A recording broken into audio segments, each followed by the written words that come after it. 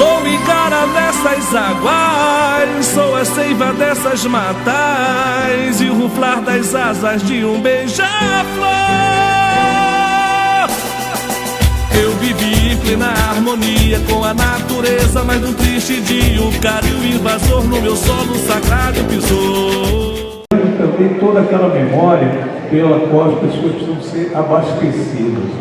Então, esse é um ponto que eu gostaria de dizer para vocês, que enxergo uma grande conexão aqui com as atividades realizadas e com o envolvimento das comunidades indígena, negra e das populações tradicionais dentro desse debate, né? O projeto é um convite a que pesquisadores que têm relatos, mas relatos que não são etnocêntricos, que não são colonialistas, relatos que são comprometidos em desvendar a história do ponto de vista dos interesses dos indígenas, da perspectiva dos indígenas, né? De fazer com que esses relatos e os relatos também realizados pelos próprios indígenas, eles sejam fontes para a construção da história do Brasil no futuro. Então, esse projeto, nós estamos nos dedicando a ele já há 2 anos, né? E na internet ele pode ser buscado com o título Os Brasis e Suas Memórias, tudo junto, Os Brasis e Suas Memórias. E ele pretende exatamente dar voz a que a gente possa reconstruir esses grandes nomes da história do ponto de vista desses que foram subalternizados, dos indígenas. Eu trabalhei muito a partir dos indígenas, que é a minha experiência, a minha rede de interlocução.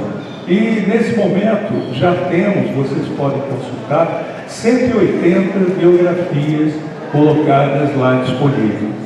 A minha ideia é que nós, para, vamos dizer, virarmos o jogo de contar a história, vamos para trabalhar com mais de 1000. Vamos para ter biografias de todos os lugares. Mas, a cada momento, quando nós estamos reescrevendo a história de um chefe local, de um cacique, de um xamã, de um curador, de uma benzedeira, de uma parteira, de uma pessoa que, enfim, lutou e ajudou a construir aquela comunidade, nós vamos contar uma história do Brasil totalmente diferente. Entra também toda a construção dos municípios, do Estado, da riqueza do país, né? Mas ela entra de uma outra perspectiva, sem deixar de lado o protagonismo, sem deixar de lado a presença de todas essas populações. Então, eu acho que esse é um projeto que gostaria que vocês acessassem na comunidade. A ideia não é um projeto acadêmico, é um desdobramento de uma atividade acadêmica para um projeto não acadêmico. Ele inclui mais de 20 programas de pós-graduação na sua articulação, de antropologia, de história, de ciências sociais também, mas ele é aberto. Então, a nossa prática e a nossa expectativa é que os indígenas, os professores, dando aula nas suas escolas, eles possam fazer contato, entrar na internet, baixar essas histórias e contar as histórias de vida do seu povo, né, recuperando a história de membros antigos da sua comunidade, que estão lá colocados, quanto também recuperar de todo o Brasil. Porque eu acho que um sentimento muito importante para a luta das comunidades não é ela se sentir apenas um grupo pequeno, mas ela se sentir como parte da construção de um país, como exercendo uma nacionalidade. E eu acho que no momento que o indígena abre um site desse e vê, daqui, por exemplo, ele acessa o Amazonas e tem notícias sobre os indígenas do Amazonas e pode dizer que existem muitas diferenças, mas que existem muitas semelhanças entre eles, ele vai perceber que a questão do indígena, a luta indígena, tem uma dimensão que extravasa só a luta local. Ela é uma luta muito mais abrangente, ela é uma luta por reformar o país, por criar uma nova forma de cidadania.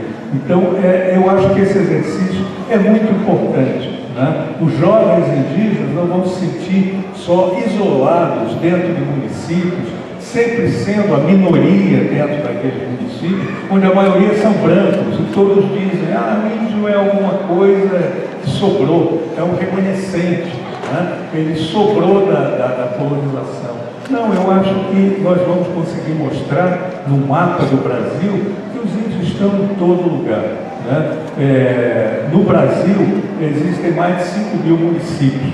Existe presença indígena em mais de 3.000. 2/3 do movimento dos municípios indígenas tem indígenas situados lá dentro. Isso quer dizer que os levantamentos feitos pela FUNAI hoje, e atrás do FUNAI, às vezes, as próprias organizações não governamentais, têm uma ideia muito limitada da condição de indígena, né? E os indígenas vêm dentro da história estabelecendo formas de adaptação e formas de resistência que muitas vezes não são contempladas pelo Estado. Então, quando a FUNAI fala de povos indígenas, ela fala de terras que já foram reconhecidas e demarcadas por elas. Essas ela reconhece como indígenas.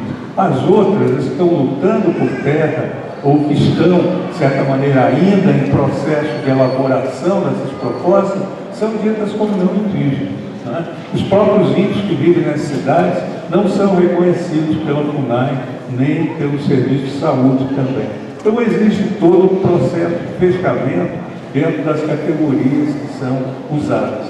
Eu acho que esse projeto teria muito a dialogar com vocês e acredito que aqui em Minas Gerais ele tivesse parceiros muito importantes e muito ricos aqui, como teve no Nordeste, em vários lugares. Já realizamos algumas reuniões em Pernambuco, na Paraíba, com mais de 180 professores indígenas, para que eles, dentro das escolas, mobilizem para os próprios estudantes indígenas e os professores relatarem as suas histórias, né? E são essas histórias que serão colocadas no site, né?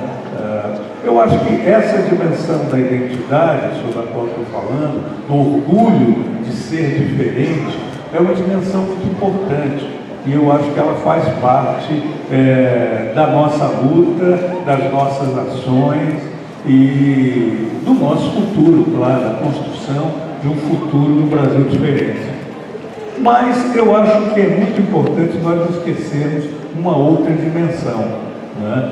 Que a condição de indígena, ela não foi construída pelo próprio indígena, não foi um exercício de olhar-se no espelho.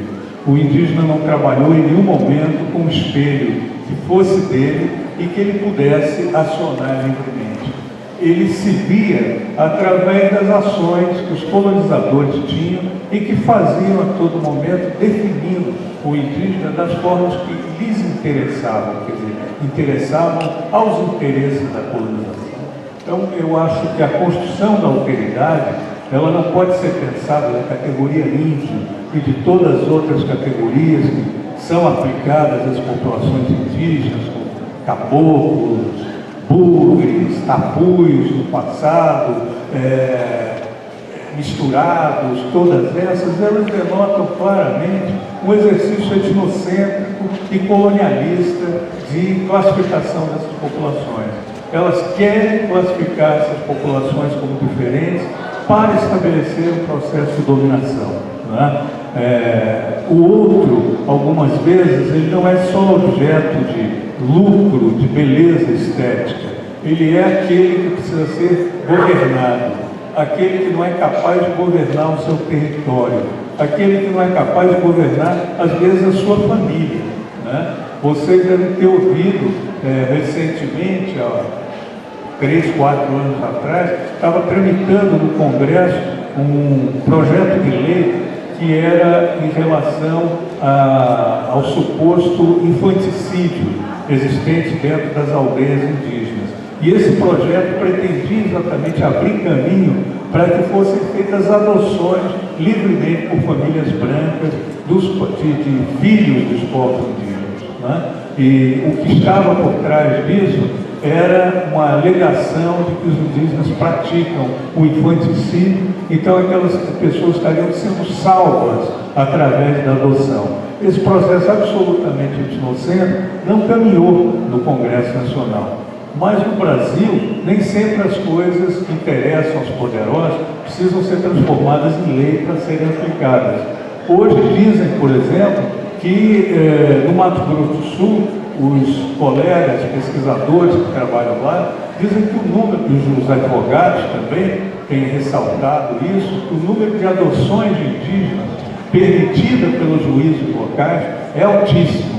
É uma maneira de você esvaziar a força daquelas famílias, quebrar a resistência de uma comunidade e começar a criar pessoas que possam ser porta-voz do interesse externo, né?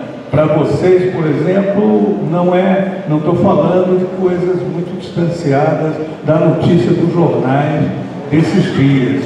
Há pouco esteve na ONU o presidente do Brasil e levava atrás de si um indígena, Calapalo, do Xingu, e foi exatamente uma história igual a essa.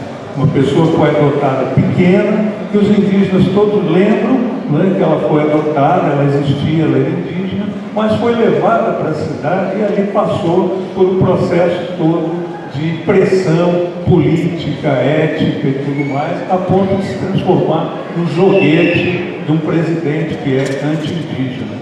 Então, eu acho, estou dando um exemplo para que vocês vejam o quanto essas iniciativas, que são apresentadas como humanitárias, pequenas, quanto elas têm de ferramenta da dominação política, né? Elas são instrumentos dessa dominação. Acho que vocês precisam ter consciência de como elas são. Então, eu falo muito também, nesse livro, nas minhas análises também, não tanto da identidade isolada, mas também de uma coisa que eu chamo de outrificação, seguindo alguns autores, alguns antropólogos que trabalharam com essa categoria. Quer dizer, o que é a outrificação?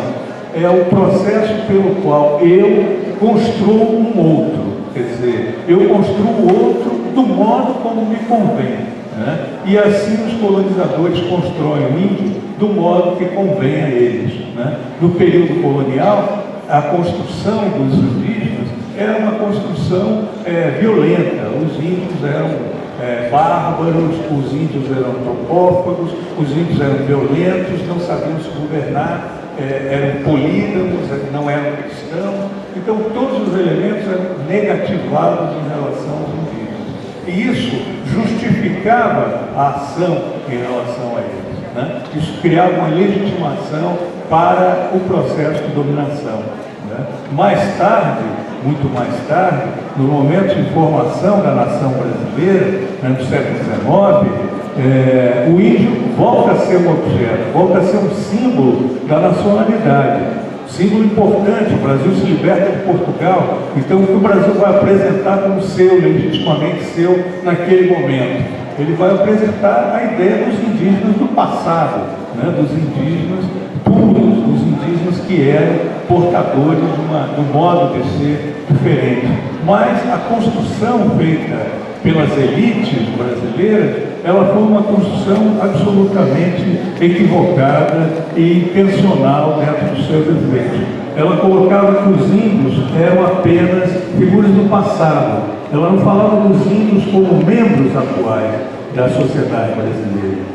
Enquanto, na verdade, as pesquisas e as mobilizações dos indígenas têm sempre demonstrado que os indígenas sempre estiveram nos lugares em que estão, sempre resistiram dentro das comunidades e mantêm uma conexão muito forte com a terra. Recuperações de censos do século XIX vão dar exatamente essa ideia de que os índios estavam exatamente onde são encontrados hoje. Eles não se deslocaram para lá por outras razões.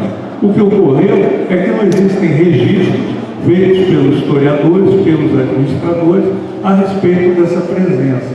É isso, né? Então, nesse sentido, volto a vocês, às comunidades, aos jovens pesquisadores, aos projetos de pesquisa, que é muito importante se abastecer, né, no momento atual, com as lembranças, com as memórias, com as provas da presença indígena.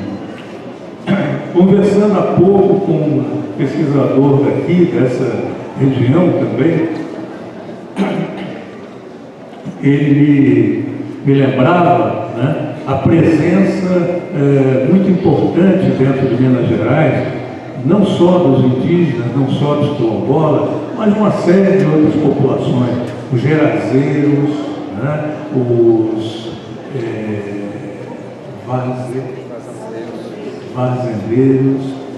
fazendeiros, catingueiros, né, beredeiros, enfim, uma série de outras categorias, modos de vida que precisam ser pensados e recuperados. E na hora eu fiz um convite, exatamente como antropólogo, ao pesquisador, né, de que vamos fazer uma ação conjunta. O Museu Nacional, dado que foi destruído pelo fogo, está no processo de reconstruir as suas coleções. Vamos botar dentro desse museu, que é nacional e que pretende apresentar as faces do Brasil, essas faces novas e desconhecidas do Brasil. Vamos formar coleções em que a gente apresente a cultura material, as formas de vida, as formas de pensar dessas populações. E vamos levar aqui a nova imagem do Brasil, de Minas Gerais, ela seja muito mais enriquecida do que a do passado, né? E eu acho que esse é um desafio para todos também aqui, desde os indígenas, né? Tuxá, Machacabi, Jacriabá, Cricati e outros aí. Eu acho que é preciso recuperar as memórias. As memórias, às vezes, também são feitas de objetos. Objetos precisam contar essas memórias. Fotografias contam memórias, músicas, né? Todos os elementos de cultura podem ser acionados para isso e nós precisamos muito provar essa presença dos indígenas para ter acesso a um futuro mais justo, um futuro mais importante, mais rico. Acho que a história do Brasil, né, ela é uma história bastante dura em relação a um aspecto crucial que a gente não pode deixar de tocar aqui, né? Quer dizer, o Brasil, dentro dos seus muitos anos de república, dos seus muitos anos de constitucionalismo e de vida chamada democrática, nunca realizou nenhuma experiência de reforma agrária. A diferença de muitos outros países da América Latina, como Bolívia, como Peru, como México, que realizaram reformas agrárias grandes, extensas, deram terras a camponeses, deram terras a indígenas, né? É uma situação diferente. As populações desse país estão muito mais empoderadas do que as populações brasileiras em função disso. Uma reforma agrária só veio dentro desse sentido brasileiro, pensado, de certo modo, de uma forma muito envergonhada, no final dos anos 80, a partir da Constituição de 88. Nos anos 60, nós podemos dizer, tem o Estatuto da Terra, tem uma série de lutas das ligas camponesas, tem uma série de mobilizações, mas elas afetam, sobretudo, a luta pelos direitos trabalhistas dessas populações. A terra nunca foi distribuída pela elite. A terra sempre foi concentrada em mãos dos fazendeiros, da elite, dos usineiros, né? E no máximo que se conseguia era assegurar os direitos dessas populações a requerer a justiça do trabalho, indenizações, um mínimo, né, de reconhecimento pelo muito que trabalharam para gerar riquezas dentro dessas terras. Eu acho que esses exercícios sempre foram reiterados dentro da história do Brasil. A história da Constituição de 88 também ela traz uma presença muito forte dos indígenas. Os indígenas, talvez a primeira vez, se mobilizaram em grande número, foram a Brasília, tomaram conta do Congresso Nacional, pacificamente, andando pelo Congresso, informando as suas reivindicações e conseguiram uma vitória espetacular dentro da Constituição, que foi um capítulo totalmente dedicado à questão indígena, aos direitos dos povos indígenas. Esse foi um ganho extremamente importante. A Constituição teve também alguma coisa importante em relação aos quilombolas. Nas disposições transitórias, ela reconhece também o direito das populações quilombolas, que ela ainda intitula de modo bem pesado, como remanescentes, etc., mas a se organizarem e a reivindicarem as suas terras. Então, a Constituição de 88 foi o ponto de partida para a recomposição de direitos coletivos dessas comunidades. Não é? Elas começaram a se organizar em grande número, lutar por uma forma de cidadania e lutar pelo reconhecimento de espaços físicos onde eles pudessem viver e desenvolver as suas formas de vida de acordo com as formas que considerassem mais justas, mais adequadas. Esse foi um exercício, foi um pacto muito importante dessa Constituição de 88, que na época o presidente da Constituição, né, Ulisses Guimarães, chamou de uma Constituição cidadã. Era uma Constituição que devia ser andarilha, devia andar pelo interior do Brasil para, ao dividir-se, ao circular, gerar direitos e criar direitos onde nunca esses direitos tinham sido reconhecidos. Foi um caminho muito bonito, esse caminho foi muito feito, bem feito também pelas organizações indígenas, pelos quilombolas, pelas populações tradicionais. Né? Hoje existem quase 600 terras indígenas no Brasil. Essas terras somam a mais de 100 milhões de hectares. Não, claro, dominadas, entregues aos indígenas, ainda entregues a um órgão ambiental que não os reconhece, a um órgão tutelar que ainda opera dessa maneira, com essa visão tutelar, não se representa, mas de qualquer maneira existe um grande estoque de terras destinadas aos indígenas. É um patrimônio para as novas gerações, é um lugar a partir do qual os indígenas podem reconstruir a sua cultura e construir um futuro. Né? Eu acho que no caso dos quilombolas, nós não temos um reconhecimento de terra tão avançado, mas temos um processo extremamente difundido. Se fala hoje, tem listas, né? Maranhão, Minas, vários estados do Nordeste, até Mato Grosso, Pará também, que falam em 5 mil quilombos espalhados pelo Brasil, terras e quilombos. Não é possível até nós fazermos um estimativo em relação total dessa população. Né? Não temos elementos para isso ainda. Mas certamente será um Brasil diferente, né? No momento em que elas foram reconhecidas. As populações tradicionais que ensaiaram aí um reconhecimento durante o começo do milênio, né, dos anos 2000, elas também estão se construindo, não só na Amazônia, mas também aqui no sul do Brasil, no Nordeste, através de muitas categorias. E essas categorias têm organização, estão lutando por abrir novos espaços e fazer ganhos efetivos em relação às suas condições de vida e à construção dessas comunidades. Eu acho que o grande ponto negativo dentro da Constituição de 88 foi que ela continuou a não tocar a questão da terra, né? E ela só permitiu a questão da terra ser discutida através das lutas étnicas, através da condição de indígena, de quilombola ou de populações tradicionais. Isso, por um lado, serviu para fortalecer muito essa luta étnica, a luta pela diversidade, criou um espectro muito grande de diversidade dentro do Brasil. Em alguns momentos, em alguns governos aí que foram mais receptivos a essa diversidade, o Brasil estava manifestando essa diversidade através de políticas oficiais, da cultura também. Mas eu acho que esse processo, no correr dos últimos períodos presidenciais, eu estou falando apenas dos 2 últimos, né? Estou falando aí de um período mais largo, foi passando por um processo progressivo de perda de espaços dentro do poder.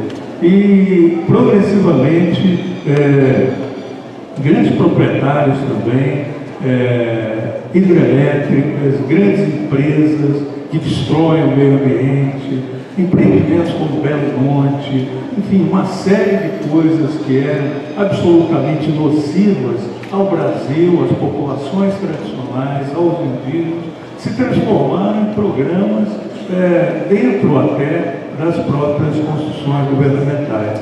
E eu acho que os grandes produtores, o agronegócio, começou a lutar de modo muito pesado com os indígenas em relação à definição de cada uma dessas áreas.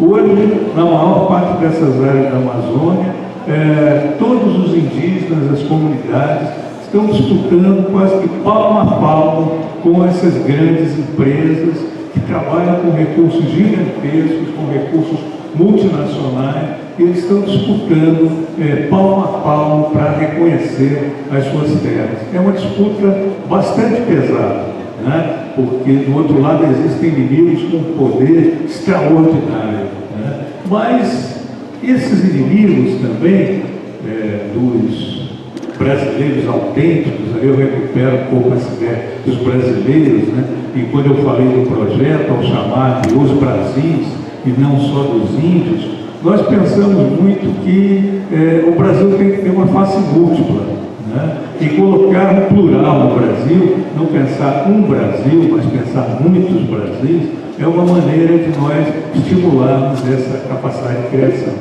Então, dentro desse exercício, nós estamos sentindo que o Brasil ingressou numa outra fase extremamente pesada, né? Contra a qual eu acho que nós lutamos hoje, que são as características da nossa conjuntura atual, que eu acho que nós não podemos faltar de falar sobre isso também, né? Quer dizer, a partir de 2018, né, ocorreu a eleição do presidente que não pensa nada do que foi pensado dentro do processo histórico construído desde a Constituição de 88. Alguém que, no momento que ganhou, disse que ia respeitar a Constituição, mas, né, na realidade, nos primeiros momentos, antes que assumisse até a presidência da República, já tinha dito de modo claro que não ia mais demarcar 1 metro de terra indígena, que não reconhecia absolutamente a população quilombola e tratava os quilombolas com um termo de um racismo explícito e terrível, dizendo que visitou uma comunidade onde as pessoas poderiam ser pesadas por arrobas, né? Arrobas como se pesa animais, né? Era essa expressão presidencial, né? Uma perspectiva onde todas as lutas também em relação ao meio ambiente foram jogadas ao lado, né? Foram consideradas como entrada ao desenvolvimento. Todo o processo de licenciamento ambiental, né, que nós, antropólogos, né, a Andréia, Zúlio, presente, trabalhou muito com essas questões, nós consideramos insuficiente, viciado, limitado, né, porque não protege os interesses, porque mais trabalha com mitigações e corre atrás dos prejuízos realizados sobre essas populações. Esse processo é visto pelo atual mandatário do país como um entrave, uma coisa que tem que ser liberada, que tem que ser acabada para fortalecer o desenvolvimento. E nós não tivemos dúvida nenhuma em ver o resultado disso no primeiro mês ainda de governo, né? A tragédia como a de Brumadinho, né? Uma tragédia que revela um absoluto descuro de uma grande empresa, que realmente não tomou nenhuma cautela em relação aos males que poderiam engendrar e que poderia tecnologicamente ter lutado pelo menos por minimizar, né? Então, eu acho que todas essas perdas de direitos coletivos, né, eu estou falando apenas em relação à terra, mas poderia estender do modo mais em relação à cultura, aos direitos de gênero, a diversidade sexual e tudo mais, que foram características importantes de períodos anteriores da história brasileira, todos foram transformados dentro de uma perspectiva colonial, onde realmente é o homem branco, né, o homem branco racista. E o invasor no meu solo sagrado pisou, desbotando o verde das florestas, garimpando o leito desses rios. Já são 5 séculos de exploração, mas a resistência ainda pulsa no meu coração. Na cerâmica marajoara, do rio Sateré, da plumária capó, da pintura cajuel, Muirapitanga e Camiaba, na zarabatana macu, no arco munduruku, no manto tupinambá, na flecha camaiura.